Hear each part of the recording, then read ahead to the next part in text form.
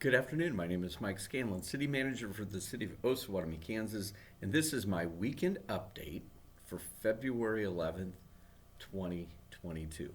Last night, the City Council met in their regular session, 6:30 p.m., Memorial Hall. We covered a number of items. Probably the most important item, I think, for the community is our new tourism committee.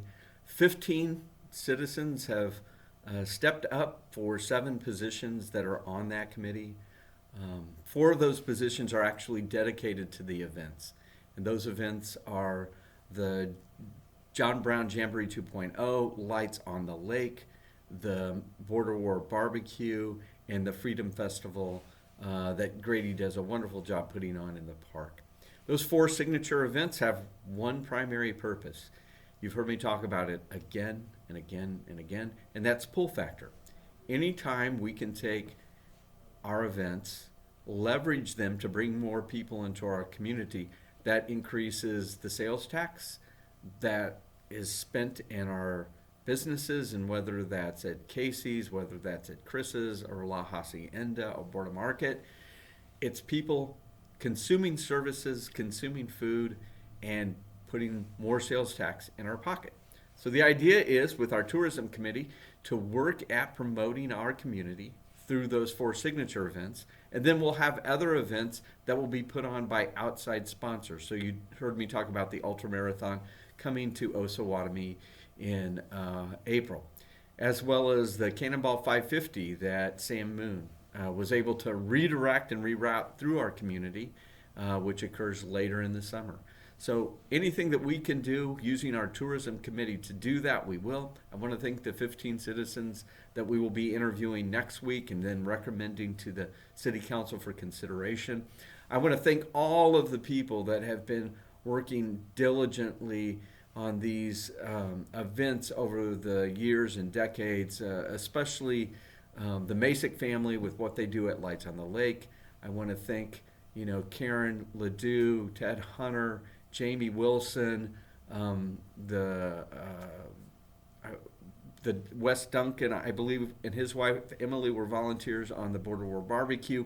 All of these people contribute their time to make our community a better place to live and a better place for people to come visit. Next, I'm going to talk about downtown. We're speeding up on downtown in terms of working with businesses and property owners to identify those buildings that need to be rehabbed. We're putting together grants. Last night, the City Council directed me to work with the property and business owners at 558 Main and 525 Main and put our community in a position to ask for a CDBG commercial rehabilitation grant. I think the first building up will be 525 Main. I'm looking forward to working with both the current and future property owner as we go through the process of applying for the grant. There's a blight declaration that we have to do in the beginning. You have to get an inspection done. We've already done that. And those grants are up to $250,000 with a match, and that grant can only be granted through the city. So our goal is to maximize the amount of money, and grants are things that you don't have to pay back, to maximize the amount of money that we can put in buildings to make a difference in our downtown. The City Council approved the purchase of 500 Main Street, 510 Main Street. That's the Masonic Lodge in the building next to it. If you're familiar with 510 Main Street, the back third of that building is in really poor condition. We've closed off the alley because we fear it could fall into the street. Additionally, we've contracted with Governmental Assistance Services to help us with the grants. They've been a valuable partner with the city for almost 2 decades.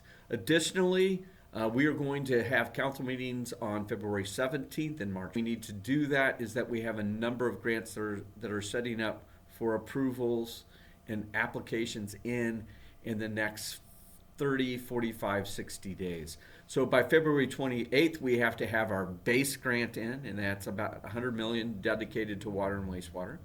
On March 4th, we have to have our grant in for TAP. TAP stands for Transportation Alternative Project. That's trails, sidewalks, and things that bike and ped people use.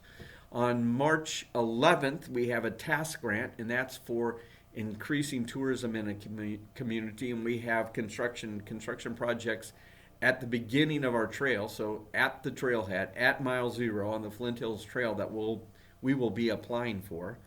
In addition, there's been a couple other grants announced.